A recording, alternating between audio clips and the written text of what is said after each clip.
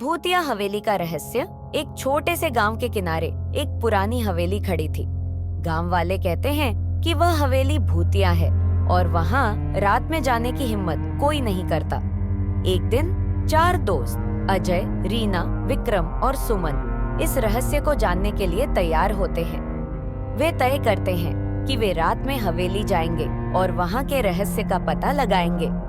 चारों दोस्त एक अंधेरी रात को हवेली के बाहर खड़े होते हैं। चांदनी की हल्की रोशनी में हवेली का पुराना ढांचा और भी डरावना दिखता है।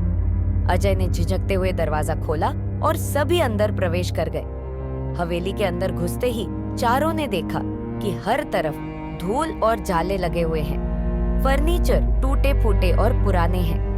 दीवारों पर अजीब चित्र बने हुए हैं। अचानक विक्रम को लगा कि कोई परछाई उनके पीछे से गुजरी है। चारों दोस्त अलग अलग कमरों की जांच करने लगे। तभी सुमन को लगा कि कोई उनके नाम से पुकार रहा है। उसने अपने दोस्तों को बताया, लेकिन किसी ने उसकी बात पर यकीन नहीं किया।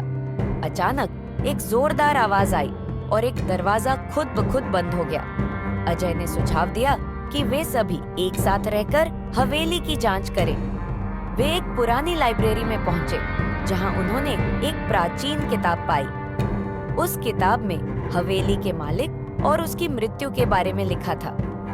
हवेली का मालिक एक निर्दयी जमींदार था, जिसकी आत्मा अब भी वहां भटक रही है।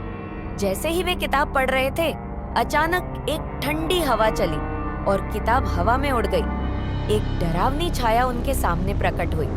सभी दोस्त डर के मारे चिल्लाए और वहां से भागने की कोशिश करने लगे। चारों दोस्त हवेली से बाहर निकलने का रास्ता ढूंढने लगे, लेकिन हर दरवाजा बंद हो चुका था। वे एक संकीर्ण अंधेरी गलियारे से भागते हुए दरवाजा खोलने की कोशिश कर रहे थे, जब उन्होंने देखा कि भूत उनका पीछा कर रहा है। आखिरकार वे हवेली के एक पुराने कमरे में पहुंचे, जहां एक पुराना चित्र लटका हुआ था। चित्र में हवेली के मालिक और उसकी पत्नी के बारे में बताया गया था। किताब और चित्र से उन्होंने पता लगाया कि हवेली के मालिक की आत्मा इसलिए भटक रही है क्योंकि उसकी हत्या हुई थी और उसकी आत्मा को शांति नहीं मिली। अब वे समझ चुके थे कि भूत को शांति देने के लिए उन्हें हवेली के मालिक की सच्चाई उजागर करनी होगी। उन्होंने हवेली में ही एक पुराना अखबार पाया, जिसमें उस हत्या के बारे में लिखा था।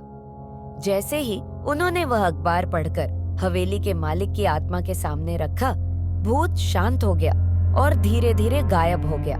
सुबह होने पर चारों दोस्त हवेली से बाहर निकले। वे सब डर और रोमांच से भरे थे, लेकिन उन्होंने हवेली के रहस्य को सुलझा लिया था।